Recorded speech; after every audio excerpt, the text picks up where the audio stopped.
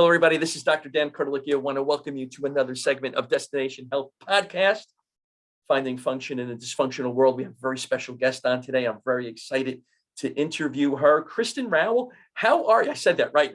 How are you today? You did. I'm great. It's right? Awesome. Are you proud of me that I said it that way? Yes, thank you. Awesome for a Monday. Thank you for having me. And I love the title of your podcast. You Destination Health.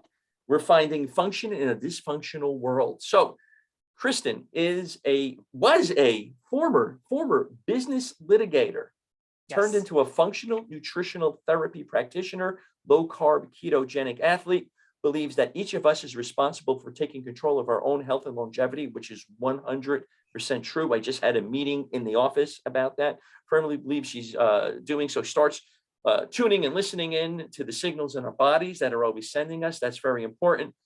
High stress litigator turned to NTP, serves what she calls the old her. Mm-hmm. So you run marathons, Miss Natural Minnesota in the figure division. You ran 25 marathons. Mm-hmm.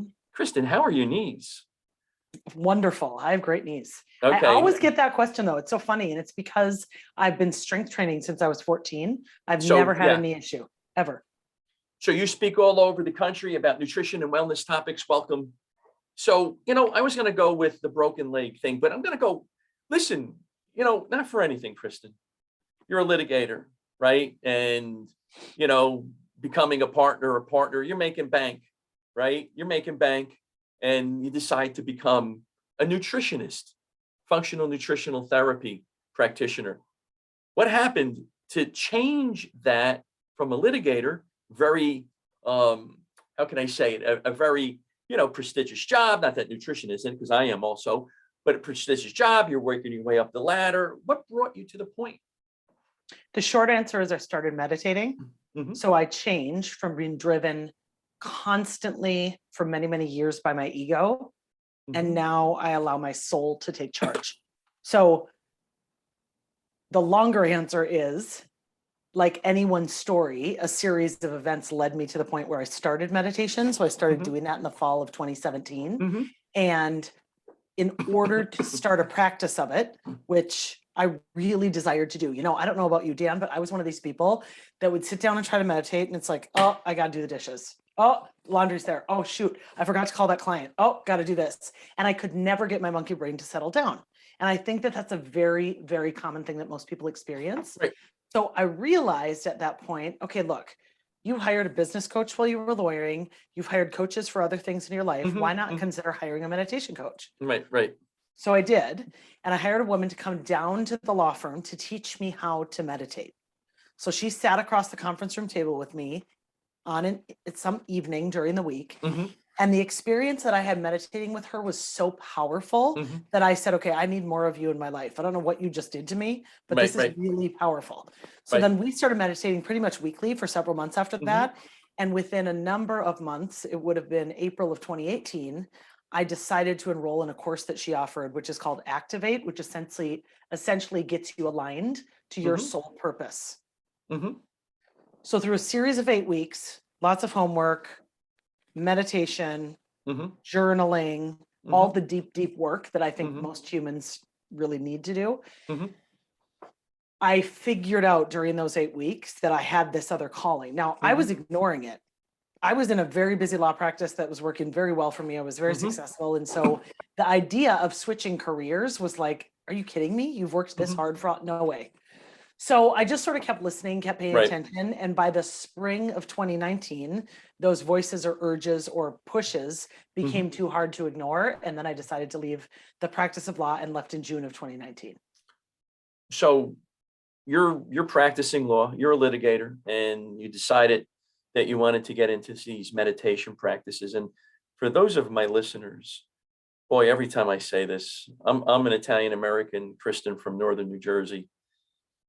Boy, when I tell them I do that, I meditate, so tomorrow I'm going to get it. I'm going to get it again in the office. They're going to make fun of me, but you do think more clearly and you can figure stuff out because, I was listening to a podcast not too long ago and it had Arnold Schwarzenegger in there and he actually did meditate. And he said, once your mind is relaxed and you're calm, you can, you're more creative, and you can come up with solutions to problems, better solutions to problems. Because when that monkey brain, because I know what the monkey brain is, when you're feeding that fear wolf and that monkey brain and all of that, right, Kristin, your mind just goes and you make inappropriate decisions, or what we could call dumb decisions in our life, right? I would say that it can often take you longer to get to the same place. Right. You're Right. going to make a lot of Yes. mistakes, because you still have to get to that point where you're going to have to make that or the decision, right? Yes. Now, The analogy I like to give, because you just mentioned about how it makes things more clear. right. Here's the analogy I like to give. And the listeners can't know this, but just picture, listeners, that I'm holding up a bottle of water, and let's pretend it's glass. Mhm. So you're holding up a glass bottle that has water in it, and half of it is filled with sand. Now, if I have a lid on that and I shake it Mhm. and I set it down on the table, we're going to see sand particles floating all around in the water, and it's going to look sort of like a storm. Mhm. As that sits there, the sand will all settle to the bottom, and all of a sudden in the top half of the glass, you just see clear water and you can see through. That's what meditation does to your brain. Right. So it takes all of that noise, fury, sand particles, all of the stuff that's swirling all the time, and it calms it down and settles and quiets it so that the clarity can come through. And so I always say, I don't know how to describe it other than all of a sudden when you start meditating, the answer is, it's like the path is laid out in front of you. You're trying to decide what to do. You're wrangling over a decision. You can't figure it out with your mind. You meditate. Oh, there's the answer. Meditate some more. Oh, there's the next answer. And so it really does truly create a path. At least it did for me. And I couldn't ignore the call I had to leave the practice of law and start this business. Yeah. Let me ask you just an off the cuff question. What type of Sure. litigator were you? Business litigation. So I did a lot of employment litigation, real estate litigation, Okay. and shareholder disputes, and then a lot of other general contracts. Okay, because as a chiropractor, I do, we in the office we do some personal injury cases and workers' comp cases. Yes. It would have been interesting for you and I to have done battle in the courtroom, because you definitely have that go get them Yes. type of an attitude as a litigator, Yeah, I have And, the perfect personality for litigation. There's no question. I did Right. not do personal injury or workers' comp, but Right. we did both plaintiff and defense work Right. depending on the case. Right. And so sometimes it was, we always say most of our cases were whoever files first, because there are claims and counterclaims. And so Yeah. you weren't strictly defense or just strictly plaintiff. It was a mix of Right. all of that. And Sure. I loved it. Sure. I loved it. It was the Yeah, art of yeah. performance. I will also say, though, that it really can- pays to listen to the signs the universe is sending you. Yeah. Because, of course, I left in June of 2019, and 9 months later, the world shut down and everyone wanted to get healthy because of Right. COVID. So my timing was really good, but it's not because, oh, Kristin's so good and she could play the lottery and guess these numbers tomorrow. It's that I was being guided to leave, and then the universe brought me to this point where it's like, this is perfect. Now I'm building Right. this business, literally serving as many people as I can, because that's what I desire to do. What else did meditation do for you? Great question. I would say the top benefits I received, other than providing me this path of a career change, were I certainly experienced less stress and anxiety, no question. So I'm more in my parasympathetic central nervous system as opposed to my sympathetic system. That's one. I sleep better. That's two, because I don't have the racy mind. I have a better awareness about all of the things I do. So what I observe about humans, both in my own practice now as a nutritional therapist and also just out in the world, is most people are running around operating very unconsciously throughout their life. Right. And I'll use the example of food because it's what I teach about a lot. The number of people who go to a grocery store and put things in their cart and pick things off their shelf and grab things in the vegetables and meat section simply because that's what they've always done. That's what their mother does. That's the recipe they've always used. It's not intentional. It's more unconscious. And so I try to get people to be very conscious about what they're doing. And meditation brings you back into present moment time often. So I would say that's the third thing. Those are three. I'm sure I could come up with more because there've been so many. Oh, another thing is I think it's changed. This would be fourth. It's really changed my relationships. In what way? I'm able to be more emotionally intimate in a way that I was not before I started meditation. Because the truth is, Dan, the biggest thing that meditation does is it gets you to know yourself. And until you really know yourself, I think that we're all sort of walking around with these masks on us and showing up. No pun intended, right? No pun, right? Exactly. Not me. I don't really wear them, even on planes. So walking around with more of an ego persona as opposed to who we really are. So it's allowed me to be really who I really am. And then let's see, what would be another benefit? Those are the top 4 I can think of right now. I'm sure I'll think of more. Yeah, though, you know what? It definitely helps clear the mind. And I have a tough time with it because, when you're entrepreneurial and you're doing all of that, I got my partner walking in and all of that. So that's all good. That's all right. Say hi, Dr. Saab. Hi. Hello. That's all good. And that stays in. We don't edit any of that stuff out. Good. So, but I hear what you're saying, because you just mentioned that you have a hard time with it. I did too. And then what I really heard when someone said this to me, it really helped me. Someone says meditation is like a muscle. If you don't use it, you lose it. And I thought, okay, well, I understand that. I would never skip a month at the gym. And I would understand that if I did, my bicep would atrophy, right? Sure. I'm there and I'm committed. And it's because I do this daily work with my body that I allowed it to stay metabolically healthy. So I thought, if I can just commit to, let's say 30 days or 60 days, and I start to see a benefit, then I will believe the hype. And I did. Gain some momentum in doing it, and then you can add it in more. Sometimes it's very difficult for me because I got different businesses and I'm just kind of like all over the place. And I'm like, all right, I gotta go. And that, that's when I try to calm down, because you can make really bad decisions in business and in life when you're in that. And like you said, you're going to come back to that point where you're going to have to make that decision anyway, that right decision. What's the pathway to go there? And it's easier, and it's much easier to do it this way.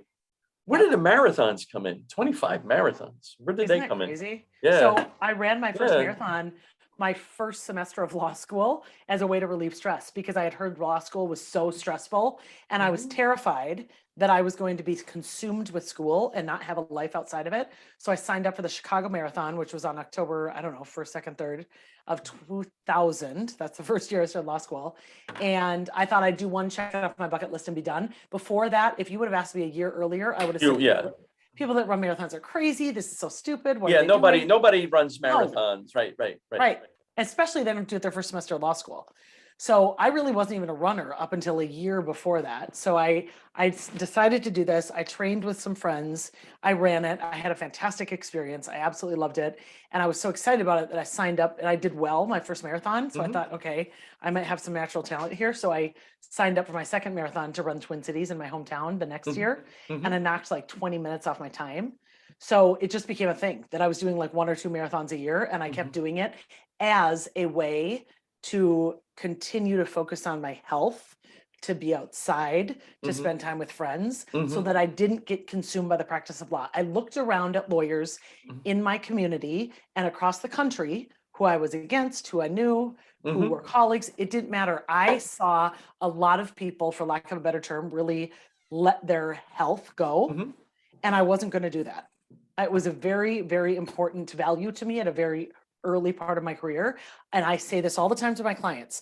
Many of my clients are lawyers, executives, doctors, dentists. I have every sort of gamut of professional client now in this business. And I say, it is my belief that it is part of your job to be metabolically fit. Why? You show up for your clients better. You show up for your spouse or partner better. You show up for your children better. Right. You're in a better mood. You're more productive. You get more done. You enjoy your life more. Yeah, so, you and I are on the same page with this. Yes. Yeah. Because to be metabolically fit, especially as you get older, it's extremely important. And, for me, I'm 60 years old. I have a 14-year-old that plays hockey and all of that stuff. And, I just did a podcast the other day, and, I know that you were Miss Natural Minnesota in the figure division. So a friend of mine who's a WNBF pro, Yes. he's helping me. I don't know, it's like the Silver Fox, division, the Masters division. So He is. I love it. Are you really doing it? Yes, I'm doing it. And I It's mentioned it. amazing, yeah. I mentioned it. I mean, my father, old fashioned immigrant type of a guy. And, you got to take bull by the horns and you have to, go for the gusto. And he was all about the, motivating and doing better, and so, it's a process for me to teach my son. Yes. I never really did bodybuilding per se, you play football and stuff. You, you're always working out and things of that nature. But, so I don't know. I think it's in November, WNBF in Los Angeles. I love it. Congratulations. It's amazing. So, yes.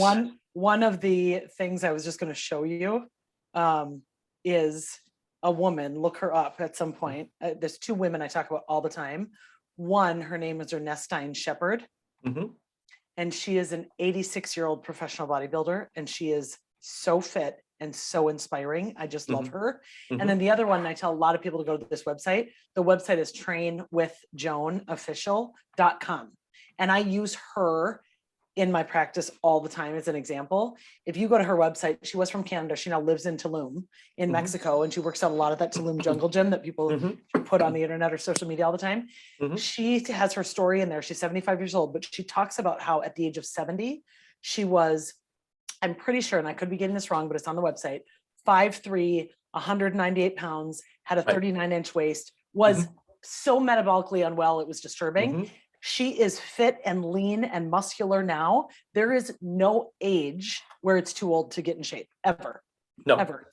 I totally agree with you. And, although I'm 60 years old, I've been athletic, most of my life, on and off, more, at times of my life, I was more than other times, but I'm going to, as my son says, really, you're going to do this, Dad? I said, yes, I'm going to show you what the old man is all about, because as I said to him, and I think what started this whole thing, Kristin, was that, when he hears my mother or my sisters talk about, Thanksgiving dinner, your father, held the state record in the half mile. He played, this sport, football, whatever it was. He was the captain.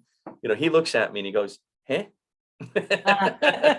So I decided to, I think, to show him, and to prove to myself that it can, to prove to myself that it can be done.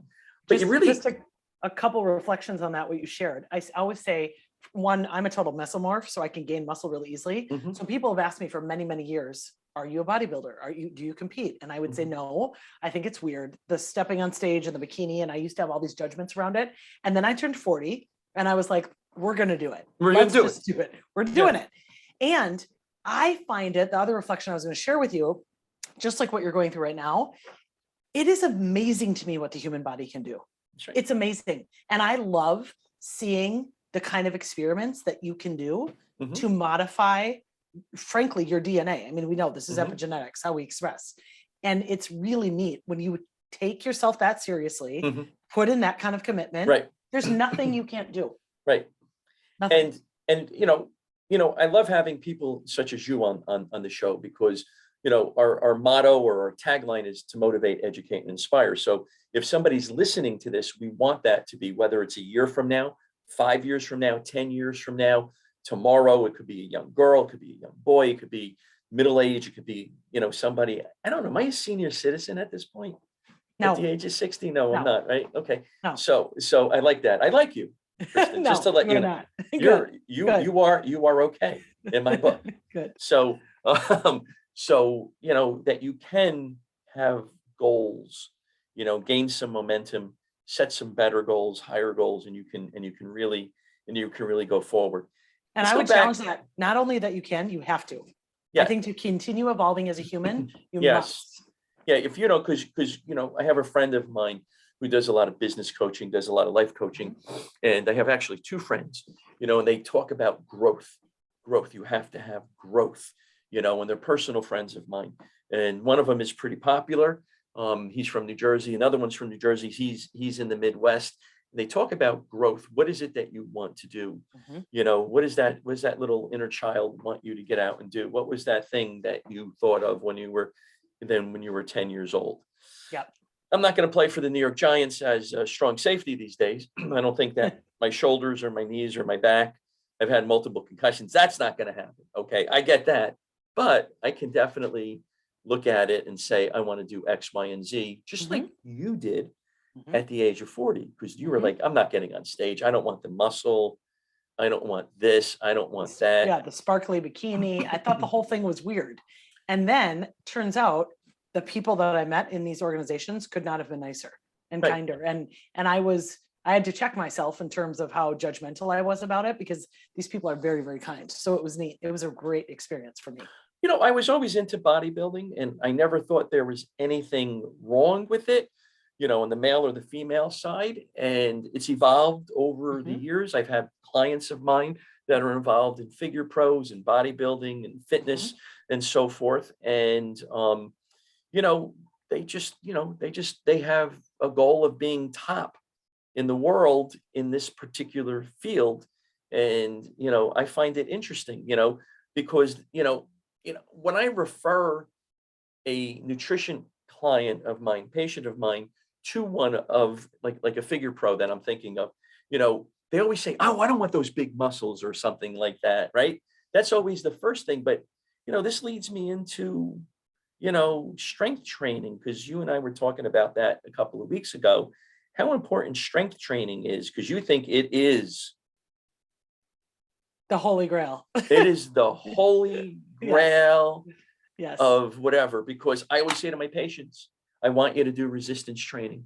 I want you to do strength training, increase your lean muscle mass, decrease your percent body fat. You're a better fat burning machine. You just metabolically function better when it comes to that. Let's talk about this, the holy grail. I'd love to. It's one of my favorite topics. So I stepped on stage in Las Vegas in October, and how I started my talk at the Resistance Exercise Conference was, I love when people tell me you can't gain lean muscle tissue and lose body fat at the same time. And then I said, let me show you some slides. And I clicked through multiple slides of all of my clients doing just that, because it really comes down to intensely strength training and having a program that allows you to continue to increase your lean muscle tissue and not plateau. And what I say is the magic of the macros. How much of your food is protein, how much your food is fat, how much your food is carbs. And if you can dial those two things in, I can create a formula for you that every single time you will gain lean muscle tissue and lose body fat. And it's the most important thing we can do as we age, because we now know, based on the wealth of scientific evidence, that we get almost as much, well, equally as much, if not more, cardiovascular benefit from intense resistance training. Right. So you and I came up in these generations that were cardio is king, and you have to do all this steady state cardio. It's why I've done 25 marathons, right? It's why I'm sure a lot of your patients think they have to go pound out an hour on the treadmill or do something on the elliptical or do the Stairmaster. I'm not saying those things are bad. Those things are excellent activities, but they are an adjunct to, an addition to, a really comprehensive strength training program. So if someone told me you have to pick one exercise that you can do for the rest of your life, or one workout, I'd say it's going to be strength training, hands down, every single time. Every single time. Yeah. Yeah. For those of us that are listening today, and we have a lot of different types of individuals, Kristin, listening, you know, and I have in my practice, you know, I'm just thinking of one patient came in last week, 415 pounds. You're not running a marathon tomorrow, and you're not going to bench press 250 pounds tomorrow. You still have to take it slow, you know, because you may not be metabolically fit to even take that on at this point. But what Kristin is saying is so important. You will get to that point. You have to take those steps to get to that point, right? Because you just shouldn't go out and run a marathon. You had to do a little bit of, you had to do a little bit, you know, training. For sure. And when you were, you know, Miss Natural Minnesota, I mean, you just didn't go on stage and you were like, I did 3 push-ups. I got a little bit of a pump going on, and, you know, you're going to go, you're going to do there was a lot of work that went into it. And to that point, Dan, I think what's really important for your listeners to hear is it's really important to know what your end goal is. And this is where I want to get to. But more than that, I really think you have to fall in love with the process. Because if you don't fall in love with I get to go to the gym and do this workout, I get to go in my kitchen and make this healthy meal, I get to put on my Oura ring and look at how many steps I had today and get excited about how much movement I had, right? Mhm. I Mhm. get to do all these things and get excited about it. It's all of those little daily steps that all of a sudden you wake up, and for the client or patient who's 415 pounds, all of Yeah. a sudden 100 pounds are off, and then another 100 pounds are off, and this And then person's they feel thriving. really good about Yes, themselves. And you know what? yes. And for everybody listening, when I say I give to people, I make you and I are making positive lifestyle changes, but at the end, you're giving them self-respect, self-esteem so that they feel good about themselves. And if you're feeling good about yourself, you just make better decisions. You attract different types of people in your life that Yes. are just better for you. What are your thoughts on that? I mean, I love giving self-esteem, self-respect to somebody. It's all about self-esteem and self-respect. And I think in our business, when it comes to nutrition, Oh yeah. functional medicine, and so forth. It's such an important point. I have 2 executive clients right now who were really struggling to lose weight, and we've been working through things, and they'll be adhering to their plan, and then all of a sudden they don't adhere to their plan. So I'm working with them to get at the root of that emotional issue, Mhm. right? And Mhm. so one of the things that I've discovered with a lot of clients who are all or nothing, either I'm all in or I'm totally off the rails. I'm all in, I'm totally off the rails. I really, You're really speaking right. recommend to those people that they consider learning a lot about fasting. Because for these people in particular, fasting can be a superpower. So one of my favorite books about fasting is I'm sure you've read it. It's called Life in the Fasting Lane Mhm. by Dr. Jason Fung, Eve Mayer, and Mhm. Megan Ramos. And I like Mhm. that book because it's written by all 3 of them. So Mhm. just when you've had enough of the nerdy science information from Dr. Somebody Fung, else somebody yeah. else comes in with a Right. chapter and you're like, oh my gosh, now Eve Mayer is explaining how she's in a fitting room and she weighs 300 whatever pounds and she hates everything she's putting on her body. Now, you don't have to weigh that to also identify with her experience. All of us have been in a fitting room at some point in our life where we're like, I don't like how I feel. This looks dumb. And so just hearing her story and then a bunch of other anecdotal examples, I think fasting is a really important tool. But I agree with you, motivation and education and really giving people support. I've had clients where I realize after a few weeks of working with them, I'm their biggest cheerleader. They might not have it from their spouse. They might not have it from their kids. They might not have it from their work. Usually that's the way it goes anyway, Yes, right? yes, yes. And so, I help them create other cheerleaders in their life and say, wait a second, give me the inventory of your friends. And all of a sudden, they start doing an inventory and figuring out their relationships are going to start changing. If they want to have the most optimal health for themselves, Right. they may have to start changing some of their relationships. And that stuff doesn't happen overnight. And I'm not suggesting that's the case for everyone, but it requires us to take an inventory of who and how we spend our time, who with and how we do it. You are the Yes. common denominator of the 5 people you spend the most time with, period. Right. And if you don't periodically take inventory of who those people are, you will notice that you're engaged in habits, unconscious or otherwise, that really aren't the true you. I love that you said that, because I found something that I put up on social media today, and it's really, do a life audit. It's crucial for pinpointing where you need to make adjustments and jump starting your new journey. And it goes on to say that, because it is Yeah. important to do that. And I love doing this in the nutritional realm, because I find that my patients after 4 to 6 weeks, they're so excited and they're like, what's next? Yes. What's next? I can't believe that I've lost some weight. I've gained some lean muscle mass. I'm Yeah. losing percent body fat all at the same time. And Yep. and I'm feeling good. I feel good about myself. I don't want to. I'm thinking of one patient I had. He was with me for a while, 2 heart attacks. It took a long time to get into the headspace. We're going to talk about that next. Yep. It took him a little bit of time to get into headspace, but once I got there and I was able to manipulate and change the way he thought, it was like the lights went on. And he was like, wow, you know what? I own a bunch of bagel stores. I'm not going to eat bagels and tuna fish with mayonnaise. And I put a little tomato on it because, I heard tomatoes were good or something along those lines. You're eating those macros, healthy proteins, high impact carbs, and healthy fats are very important. Right. And, once we get into a client's headspace and we get into their mindset, it really changes their outlook on life. And it's like, that light bulb goes off. Tell me about your mindset. What goes on? So I love this topic because it's one of the things that I think people are talking about a lot these days. Mhm. And it's because it's so important. So as a litigator, as 25-time marathoner, as a professional bodybuilder, obviously I have a competitive streak in me. It's just No, the you're nature kidding of what me. I've done. I know. Not you, Kristin. Oh, Let's wait a state second. the obvious. Let's state the obvious. So that would be a piece of what someone might think might drive me in terms of mindset, but it's really not even about that at all. It's about my mindset. And what I really encourage all my clients to do is to day after day after day, hour after hour, recommit to themselves. Recommit to themselves, because it really is about a commitment to yourself. I have something on my mirror out in my front hall that says, it's a quote, and I'll forget the author, her name is Heather something, but it says, the kindest thing you can do for yourself is to be the person you would most like to spend the rest of your life with.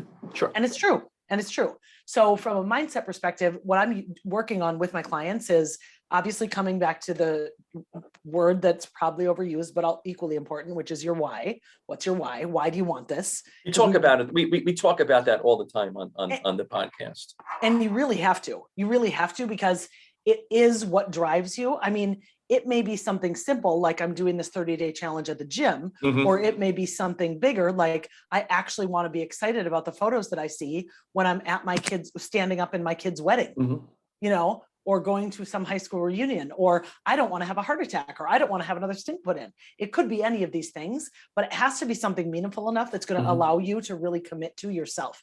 And then the other thing is, and I talked to you about this a couple of weeks ago, and this is sort of off topic, but it relates to mindset for me. And that is really delving into what I do and describe as this work that's frequency work. And that's really getting and elevating your frequency or your vibration, raising your vibration so that the things, the people, the activities, the foods, the behaviors, the drinks, the whatever, all of that is at a higher vibration. You attract better, more quality things into your life on all of those levels, so that you can vibrate higher. Right. 100%, because you don't want to attract into your life somebody who's going to sit there and say, well, why are you doing this? You can't do it. You cannot do it. You will not do it, because that plays on your psyche. And that plays on who you are, and you don't want that to happen in your life. That's an interesting point, because I have had clients who've really struggled with losing the weight before hiring me, who are surrounded by people like that, by the way. Right. And I'm like, wait a second. So one of the things we have to address in our coaching is, okay, I just want to reflect this back to you. What you're telling me is, I'll just give a random example. What you're telling me is your significant other is telling you you're going to fail. Okay. So just pause for a second and recognize that's the kind of relationship support you have chosen, you have right now. And they may never have thought of it that way. They may never said, holy crap, I've got someone who really isn't even in my corner. And they may have to think about that. But just noting those kinds of aspects of your life and figuring out how those influences may affect your mindset, I think is critical. It's just what you said about, you posted on social media today, which is doing an inventory. You have to do the inventory. You have to enjoy the process. And this reminds me of another podcast that I just recently listened to with Arnold, you know, and he was saying that every time he was in the gym, or every time he was working, or whatever that was, he was always smiling, you know, and he said, I'm smiling because every rep, every set, everything that I do, you know, another 2,000 sit-ups brings me closer to my goal, my why, and why I want to do this. Yes. And, you know, he says it, you know, in a way only Arnold could say it. Everybody looks sour in the face. Everybody looks sour in the face. You know, I got to do this other rep. And he was like, no, I want to go there, you know, and I thought about it, because if you are vibrating at a higher level, you have a higher vibration, you're really into it, to be honest with you. And you're like, I love this. There's no, I don't want to do anything, you know, this is what I'm meant to do right now, whether it's running that marathon, you know, whether it's bodybuilding, you know, going from a successful litigator. Okay. I think you got to come out of retirement once, and we have to go head to head on a personal injury case. I don't know. You know, I'll fly out to Minnesota. I've cross-examined plenty of experts. I don't know that you want that. I've taken in a lot of cross examinations, by the way, in my career. I bet. I love it. One of the things that you just mentioned reminded me though, I was thinking I have my trainers check myself in the way that you just shared. Mhm. If I ever catch myself saying, which I've done before at the gym, oh, I have to do that next. He goes, you get to. And I'm like, wait, you're right. I get to. Saying I get to is such a mindset shift instead of I have to. I Mhm. get to move my body in this way. Mhm. I get to do this Mhm. set of chin-ups with a weighted belt on me Mhm. that looks like I might die, but okay, I get to. Yes. And even just switching your mindset that way and saying it out loud can really make a difference in how you approach the whole entire exercise. That's awesome. How many times have you been in court cross-examining or in a dep? Oh God, I've never counted. Lots, many years. I mean, I did it for almost Okay. 17 years. Okay. So All right. I many. was just wondering Why? because You have there was one time that somebody was cross-examining me on a file, and it wasn't working out so well for them. And I looked at them and I said, I've done this hundreds and hundreds and hundreds and hundreds of times. So I said, right. I don't know. Right. I guess you're supposed to teach me. I mean, I'm teaching you at this point. Yes. Yes. I love it. I love So it. so what is your why? Wow. What is my why? I desire to help people become the best versions of themselves, which sounds honestly, Dan, a little generic, even when I say it, Mhm. but I really want people to be able to thrive and You can in see their it. bodies. Yeah, you can see it. It comes out in our discussion. Yeah. So I've never really put it down in writing in this way. So I'm just thinking about it and answering honestly as you've asked me the question, because I desire to vibrate at my highest level and be as brilliant and bright as I can. And by that, I mean, be guided by my higher self, Mhm. have my higher self up here, my energy body lead my physical body, be in charge above of my physical body. And I want to help people have the clearest, healthiest channels of their physical body so that they can vibrate higher as well. I really believe if everyone did deep meditation every day and got out of their head and out of their ego and was led by their soul, Mhm. we wouldn't have fighting. We wouldn't have war. We wouldn't have drama. None of this would be happening on the planet. So one of the things I feel like is my responsibility, because I'm so into this kind of work, is to lead by example. I can't force anyone to meditate. And that would be inconsistent with the concept of it anyways. But I say it because if I continue to lead by example, it's like dropping a penny in a pool. Hopefully the ripple effect will cause others to want to join in and do it as well. Awesome. I had to close the door because the lighting was off. So anyway, that's your business why. What's your personal why? My personal why is to experience and express joy every day. Mhm. And I know that sounds simple, but it is. I have, I do a lot of work Mhm. to stay in present moment time Mhm. and to be in present moment time. I spent nearly 17 years Mhm. having to write down what I was doing every 6 minutes, Mhm. because that's how you bill as a litigator. And so I was very married to the clock, and I felt a tremendous amount of stress and pressure around me in terms of how I had to navigate each Mhm. day. And I spent very little time being present. So I'd say, because if you express and experience joy and live moment to Mhm. moment, that's really my goal. Awesome. So let's go back to breaking the leg in 2013. 10 places? Yes. What was that all about? Like, were you in a fight? I mean, did you get into a fight? I would like the story to be that I was racing Lindsey Vonn in the Swiss Alps and I fell. That is not the story. That would be It's a not great the story, right? No, it's not. I apparently go hard or go home in everything that I do. So I had never broken a bone in my body. So you're you're stating the obvious again, right? Yes, yes. I had never broken a bone in my body. And then what happened is I was out in North Dakota. So I have my license in Minnesota and also North Dakota. And I was out there on some litigation work. And it was December of 2013. And for anyone who lived in the Midwest in that year, they'll remember it was probably the coldest December that we had had on record in many, many, many, many years. So it was about 20 below. I was in Williston, North Dakota. I was in front of the airport. I was heading back to Minneapolis. And as I was walking into the airport, I realized that I forgot my phone in my client's car. She was about to pull away from the airport. At the same time, I was going to reach back for her back door to get my phone. and there was ice and it was cold and I fell and my right leg, tib fib, snapped. And so I broke my tib fib in 10 places. Ooh.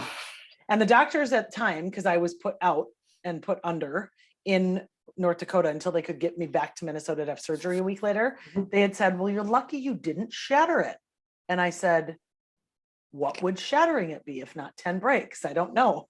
Yeah. But they were able to piece it back together. I did not have a compound. It was almost through my skin, but the bone didn't come through my skin. So I had 22 pieces of metal put in my leg at TRIA in Minneapolis about a week later, 2 plates and 10 screws on each side. And then I had all of that metal taken out a year later in December 2014.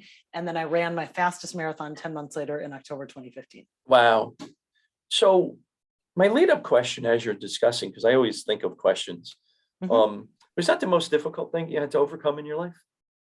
No. What was the most difficult thing that you had to overcome in your life? At that point in my life, I would say the most difficult thing I had to overcome was a year and a half earlier, I'd gotten divorced. And that was my most difficult thing. And truthfully, if I really reflect back, and I've talked about this before, so this probably won't surprise you. What I realized is it is a way. I got divorced in May of 2012, and as a way to cope with that struggle that I was having, I became a complete workaholic. On overdrive. I already was. I mean, it was one of the issues in my marriage is that I always worked too much. So then I went into it even deeper so that I didn't have to feel. And if you continue to go 110 miles an hour, eventually the universe will try to get your attention enough that it will cause you to do something like fall and break your legs so that you have to slow down. And honestly, having done that, I became really interested after this leg break in nutrition because I was trying to figure out, was I not fueling my body properly? How could someone of my having done that many marathons and being this strong actually have broken my leg? So that honestly was the pivotal moment for me that transitioned me. I didn't know it at the time, but that was working to transition to me into this new career that many years later. Awesome. So you know what? So they're connected. And, as I did, definition of success was working 1 million hours a day, right? That was your definition of success, because I did the same thing until I had my catastrophic burnout, as a friend of mine says, where I had my heart attack, So what is your definition of success now today? Yeah, it's definitely different than it would have been 10 years ago. So great question. So before, I used to pride myself on things like saying things like, I can sleep when I'm dead.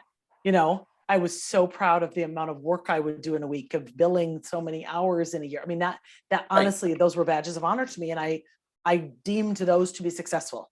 As an attorney, that's the game, or not the game, but that's what you do. That's what you do. Like me, I see patients. Yes. Right. You see patients, you have offices, you build offices. That's what you do. And now I would say I deem success by contributing and serving humans and making significant dramatic changes in their life. Now, don't get me wrong. Lawyers can make dramatic changes in people's lives and really cause a lot of awesome change for humans. And I definitely did that on certain levels. I'd say what I'm doing now is just in a different discipline and arena, and it feels more fulfilling for me. Right. And I can make more of an impact now than I could before. In the legal system, you're at the mercy of who the judge is, who your opposing counsel is, who the jury is. There are a lot of moving parts that you have no control over, and they can make you have to work, 100 hours a week instead of 50 hours a week or something like that. So there's a lot of things that can really burn you out quicker, especially in the kind of work that I did. Litigation is the hardest kind of lawyering. So did you feel like you were burnt out? Is that what happened to you? It's interesting. You reached that point, right? Well, I've had that question before, and honestly, I wouldn't say that. I was working very hard on getting more of a balance in my career. And so I was getting a little pushback from some of my partners because I was purposely scaling back my hours a little bit, spending more time meditating, taking more time for workouts, taking more time off. And I know I got some pushback for that, but I was intending to put myself first and to lead by example, because frankly, I don't think the fact that lawyers or anyone works 80 plus hours a week, I don't see that as a badge of honor. I really don't. I don't respect it in the way that I used to. I know that people still in our society deem it to be so admirable if you're slogging away between 4 a.m. and midnight. I don't. Mhm. That's just my personal view, because I think that you can contribute to society in a lot more ways if you're not so exhausted from the work that you're doing because you're Right. overworking. Yeah, and those are the individuals that usually come into our Yes. practices, because at one Yes. point in time, you hit that wall, and once you hit that wall, you don't know what that is going to happen. Yes. From there, you just don't know where that's going to go. Yeah. And let And me be clear, everyone's on their own journey. So if Right. you would have looked at me and told me when I was working around the clock for years on end that you didn't respect it, or that you thought it was Right. foolish of me, I would have looked at you and been like, you're foolish. I don't respect you. I mean, I would have Right. thought I wouldn't have heard it at all. So Mhm. I'm very much now aware of the fact that, especially with my clients, and I'm sure you think this with your patients, I do have to meet them where they're at. Sure. And this is why I say the clients who hire me are the ones who are ready for transformational change. I mean, I ask Right. a lot of questions in that initial conversation to make sure, like, are you ready to commit to this? Do you want to make the financial investment? Right. Are you ready to give up the weekly or nightly wine habit? Are you ready to do things that are going to create new habits? Boy, yeah, You know? you and I are living in the same universe, Yes. because parallel universes, because I have this conversation all the time. I had a conversation like this with somebody on Saturday. They didn't want to give up X, Mhm. Y, and Z. And I said to them, okay. They were like, really? And I said, but you can't work with me, because what you're doing is bringing you to the point. Listen, if it wasn't bringing you to the point that you're at, we can sit down and we can talk, and we can maybe be flexible, but I couldn't be flexible with this person. Of course, I can't tell you the whole history, Of because course. they have health issues. Yeah. They have health issues, and I'm bound by things I can't Yep. say. Yep. But that's the passion that we bring into it. We're making those positive lifestyle changes. Like I said, and I always say this, and I said this to the staff today, 4 to 6 weeks, patients come to me, what's next? I haven't felt this good since I was 25 years old. Right? Isn't it the Kristin? most rewarding thing when I get that? I will sit here in front of my computer. People will send me their bod pod because I make them get a bod pod in the beginning, middle, the end, and I will scream at my computer. I will cry. It's so rewarding because is. people are so they feel better in their bodies. They feel more confident. They show feel- up better for their partners. It's not just the physical, by the way. You and I both know when we watch the emotional transformation that Mhm. happens to people because of what's happening to them in the Mhm. physical, there is no greater reward. I would Yeah. do this all day long. They always say, if you want to figure out what you were meant to do on this earth, find out something you would do for free and do that. Right. And do get that. paid for it. Right. And get paid for it. Yep. After I had my heart attack and I found what I'm doing now, the functional medicine, nutrition, it was like, wow.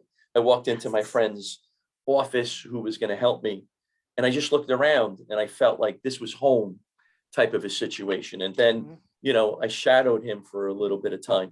And every time I went in, I was happy. This is what I was meant to do. And this is the manner in which I was meant to do it. And it is very rewarding. It's frustrating too, right? When individuals don't follow the program of care and they get a little, Yep. they get a little off. It's frustrating. And I had that frustration this weekend with somebody. We're almost done here, believe it or not. We got like 46, 47 minutes. This is crazy. Wow. So listen, I mean, are you game for coming back on, Kristin? Of course, I'd love to. Dan, this is really fun. Yeah, I think what we'll do is when we're off here, we'll set up another date for several weeks, because I think that there's so much that we can talk about. When we were talking a couple of weeks, we said, hey, let's do a podcast.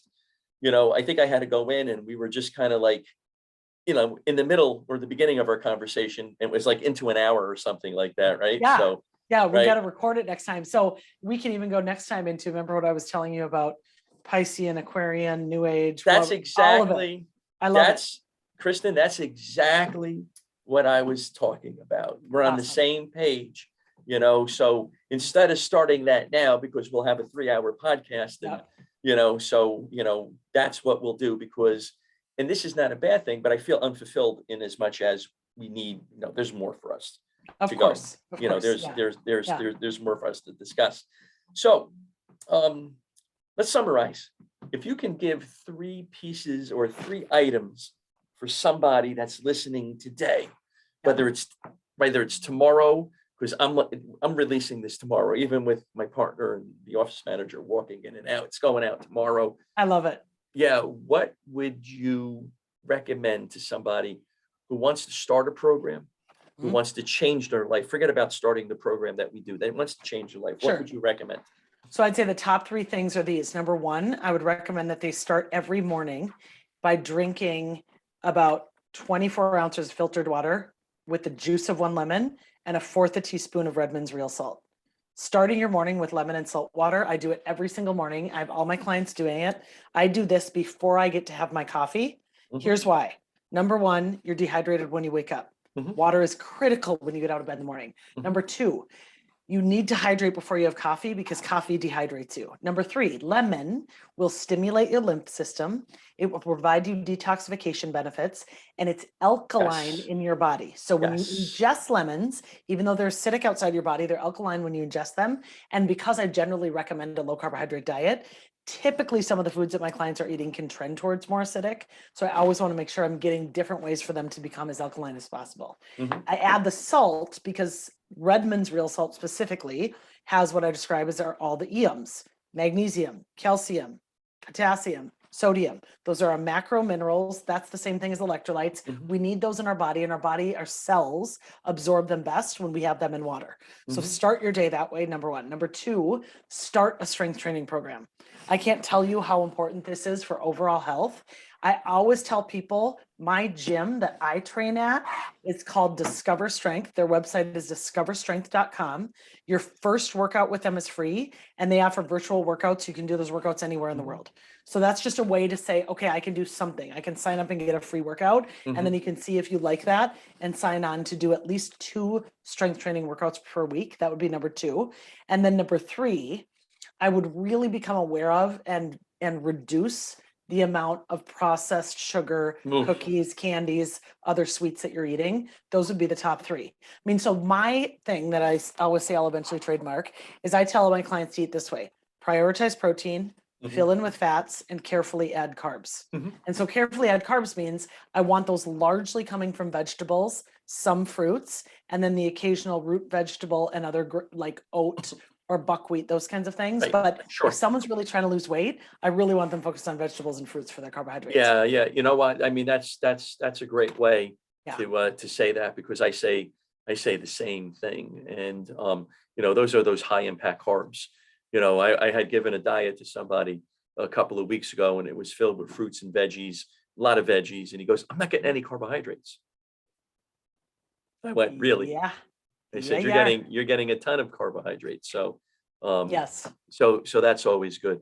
It's interesting what we're doing, Dan, and this is what I tell my clients all the time. I said, you are hiring me to teach you a new language, and I am Yes. deprogramming you from what Yes. mainstream media and what big box corporate America has taught you to believe is food, and it's actually not food. Correct. It's not. So you're having to be deprogrammed, and that doesn't happen overnight. I no longer ever would look at a box of Ritz crackers and think, oh, that's food. That's a snack. I could eat that. It Yeah. doesn't even compute for me. It just, doesn't. it Doesn't. would It be the doesn't. same as Right. like picking up a stick and eating it. I'm Right. not doing that. Just like I'm not eating Ritz crackers. So just to remind your listeners, which I'm sure you talk about all the time, you literally are made up of trillions of cells, and those cells are made up of things you eat. Do you want to be nutrient dense real food, or do you want to be a flaming hot Cheeto? I mean, it's your cells are made up of the food you eat. It's really very simple too, right? It's not a difficult thing. So Right. it is. So Kristin, thank you very much, because we can Thank probably you. go on for a couple of more hours, but we're going to sign you up again today for another one, whether you want to or not, because this is interesting. And then I think we'll do a third one where you're cross-examining me. Oh, perfect. I'll have to get out my lawyer skills. I'm still doing all my CLEs and keeping out my license, of course. Yeah, I think we could. Maybe I'll we see could if do I that. can get credit from the Minnesota Supreme Court. Maybe they'll give me credit if I cross-examine you in a podcast. That sounds great. And I think what we could do is sell it as a CLE course. Aha. So that's what Perfect. I'm thinking about. All So sorts of ideas. I love it. I like it. So thank you very much, Kristin, for being And on thank today. you It's so much awesome. for having me. Yes. Awesome conversation. I want to thank everybody for listening in today. Share this with your family, friends, neighbors, coworkers, because this is clinical pearls that you're going to need. And we're going to have Kristin on again in about 3 weeks. I'm going to look at my schedule. She's going to do it right now. And we're going to get that up and going. We got another really hot topic, interesting topic to discuss. And I should just add that my Instagram is MN Golden Girl. Oh, that was next. That was next. How can people contact you?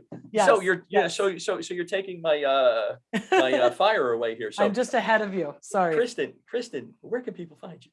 Yes. So Instagram is probably the social media I use the most, which is MN Golden Girl.